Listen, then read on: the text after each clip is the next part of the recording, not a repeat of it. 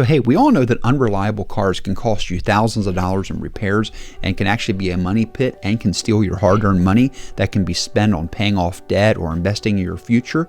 And I will say that no car maker has a spotless history, but there are a few that have traditionally been at the bottom of the list and are the best ones to avoid. So I will say I'm not a car review channel, but I'm here to help you with your finances.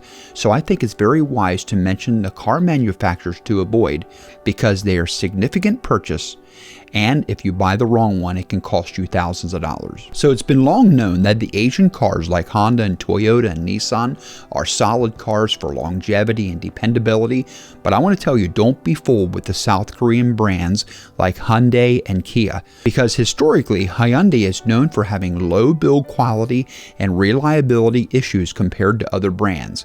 And additionally, some of their late model cars have had issues with engine and transmission problems, which have further damaged their reputation for their quality. And I will say that this started many years ago. In fact, Hyundai had a difficult beginning because in 1991, they reluctantly recalled almost 900,000 models that could have led to fires, while drivers also reported stalling and other drivability issues. And if you look on the website, Hyundai and Kia have a 10-year, 100,000-mile warranty, which really makes people stop and think about their vehicles. And while this warranty sounds like a big deal, nobody wants their vehicle in the shop with technicians trying to find out the problem of a brand new vehicle. Now, I will say that maybe you've owned one of these cars and you had little to no problem, I understand.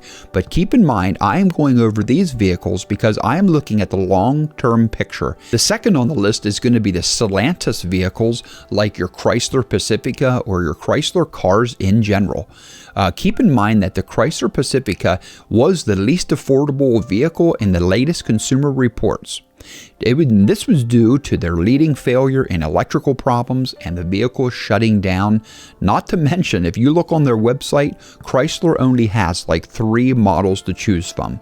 And that's going to be the Chrysler Pacifica, the Chrysler Pacifica Plug-in, and the Chrysler 300. So I think this tells you a little bit about this auto manufacturer. If they only have 3 cars to choose from, maybe they are not the right one to pick, and maybe they don't have their R&D totally up to par. Stellantis, which is the parent company, typically owns about 14 different brands of vehicles, but another brand that they carry is the Jeep. Now, the most popular out of these Jeeps are going to be kind of your Jeep Grand Jeep Cherokee, your Compass, your Renegade.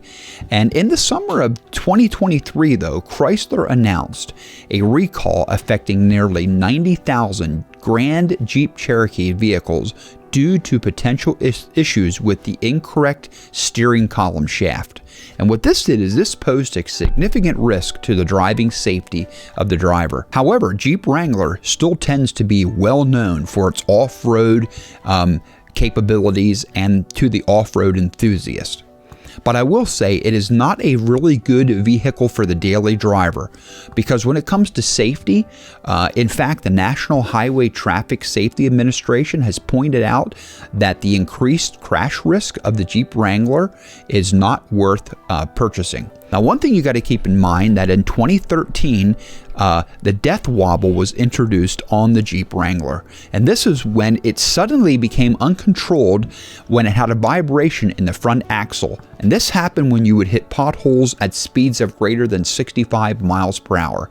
And what this would do is this would give you a loss of control and a possible crash. So in my experience, while Jeep seems to be capable in off-roading, and for the off-road enthusiast, I would not recommend that to be a vehicle that you own for a daily commute back and forth to work. And this is because of their dependability issues that they have had over the long haul. Now, the third car manufacturer that I am going to not recommend purchasing is going to be the German car manufacturer of Volkswagen. The Volkswagen is known to be more of a higher end model vehicle, but they are known to have faulty coil springs that seem to be a common problem, and they are very expensive to fix when it comes to time and parts. But the worst problem seems to be in their transmissions, which affects almost even the new models.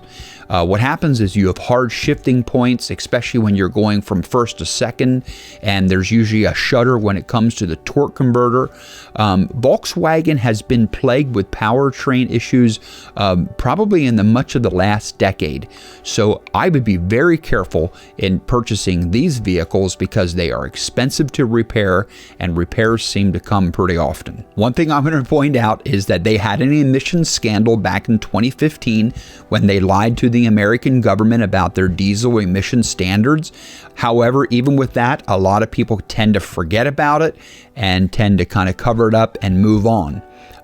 But all in all, Volkswagen cars tend to remain a little overpriced when compared to other competitors, and the higher price premium that you pay doesn't really result in better performance and reliability. So I put a video together of the most reliable cars that I would recommend you to afford, and you can go ahead and check that right here above me. But don't click on it just yet. Just make sure you subscribe to my channel.